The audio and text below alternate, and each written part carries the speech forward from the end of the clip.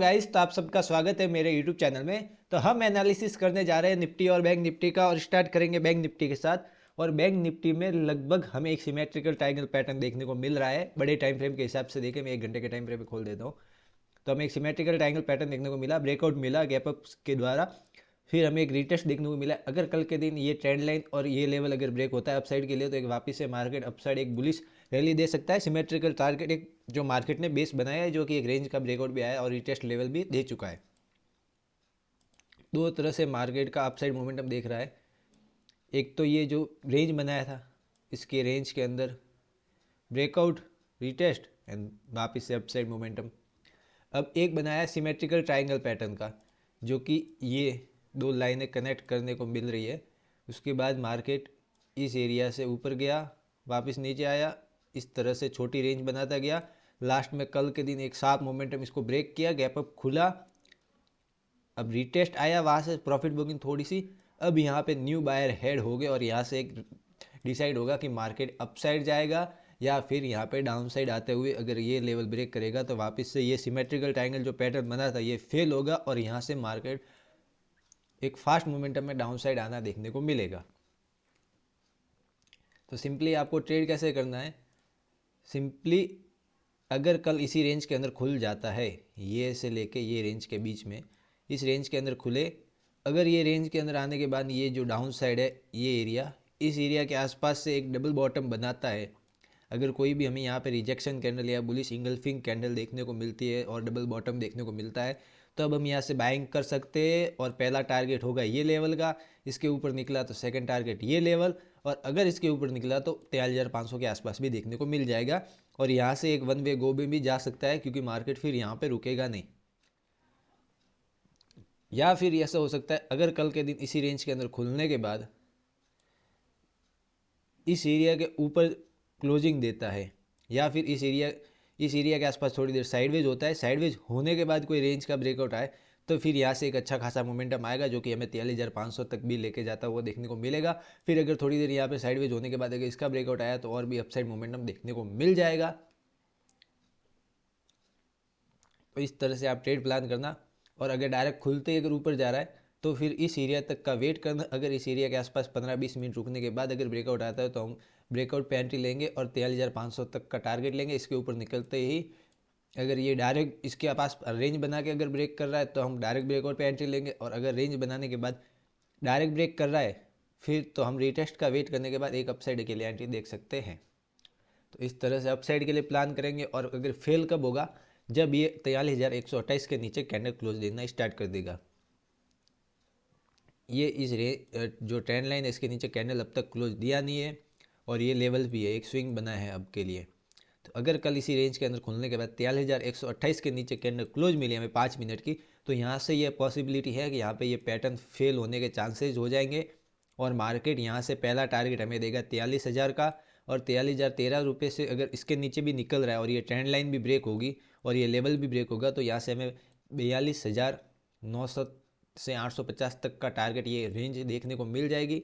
फिर इसके बाद अगर ये इसके नीचे भी क्लोजिंग मिलती है डे टाइम फ्रेम में, तो यहाँ से फिर एक हमें बियरिश मोड देखने को मार्केट का मिल जाएगा। बट इंट्राडे के लिए यहाँ से ये दो टारगेट लेना। इसके बाद अगर यहाँ पे थोड़ा साइडवेज होने के बाद अगर ब्रेकआउट आता है तो एक और छोटा टारगेट डाउन साइड के लिए हम यहाँ तक का ले सकते हैं अगर देखने को मिला तो। बाकी इस जगह के आसपास एग्जिट करना ये भी एक अच्छा खासा टारगेट होता है इंट्राडे हिसाब से।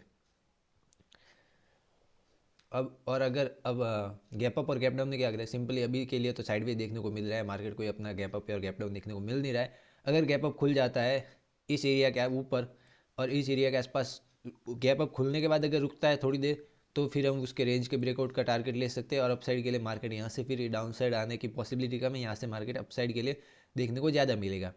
और डायरेक्ट खुल के अगर इसके ऊपर निकल जाता है तो क्या करेंगे, इसके ऊपर डायरेक्ट निकल जाता है तो हम एंट्री नहीं लेंगे। अगर ये एक रीटेस्ट का वेट करेंगे, रीटेस्ट देने के बाद कोई भी एक अच्छी कैंडल देखने को मिली तो हम यहाँ से एंट्री देख सकते हैं अपसाइड के लिए।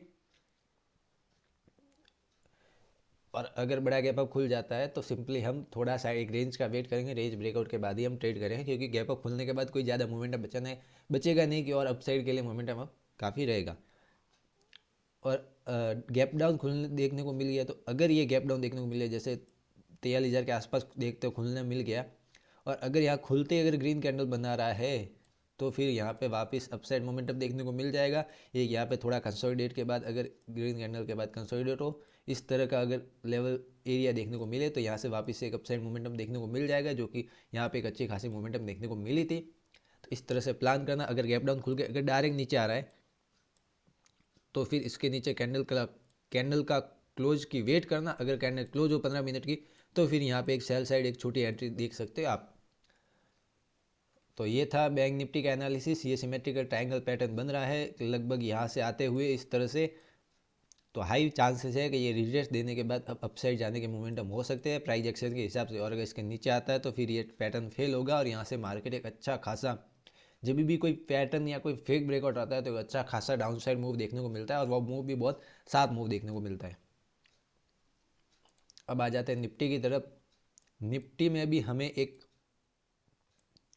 पोल एंड फ्लैग टाइप का पैटर्न दिख रहा है। किस तरह से ये पोल है, सही से नहीं बनी मुझे पता है, ये पोल और पोल के बाद ये फ्लैग। तो अब क्या होगा, सिंपली ब्रेकआउट आया, मार्केट साइडवेज होता हुआ नीचे आया। अब यहाँ पे अगर डबल बॉटम बन के वापस से ऊपर गया तो मार्केट यहाँ पे एक अपसाइड मोमेंटम दे सकता है। तो सिंपली क्या करेंगे, इस ट्रेंड लाइन के ब्रेकआउट का वेट करेंगे। ये ऊपर से जो ट्रेंड लाइन आ रही है फ्लैग की, इसके ट्रेंड लाइन का वेट करेंगे। अगर ये ब्रेकआउट आता है यहाँ से और 18,852 के ऊपर निकलता है, कैंडल क्लोज मिलती है, तो हम एक इनिशियल टारगेट मिल जाएगा 18,874।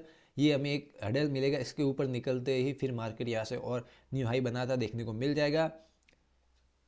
ये मैं अपने इंस्टा पे स्टोरी पे अपडेट दे दूंगा कि मार्केट का न्यू हाई का टारगेट हमारा क्या रहेगा, इसका ब्रेकआउट अगर देखने को मिल रहा होगा तब। और अगर डाउन साइड आ जाता है तो क्या करना है, सिंपली जो आज का लो है इसके नीचे निकल जाता है, इसके नीचे कैंडल क्लोज मिलती है 18,780 के नीचे, तो हमें यहाँ पे 5 मिनट की कैंडल्स के नीचे क्लोज देते ही हम सेल साइड की एंट्री देख सकते हैं और हमारा टारगेट बनेगा 18,667 रुपये का। क्योंकि इसके बीच में एक market direct sharp up side गया है तो हाई पॉसिबिलिटी है कि यहाँ पे शार्प डाउन साइड भी मोमेंटम देखने को मिल जाएगा।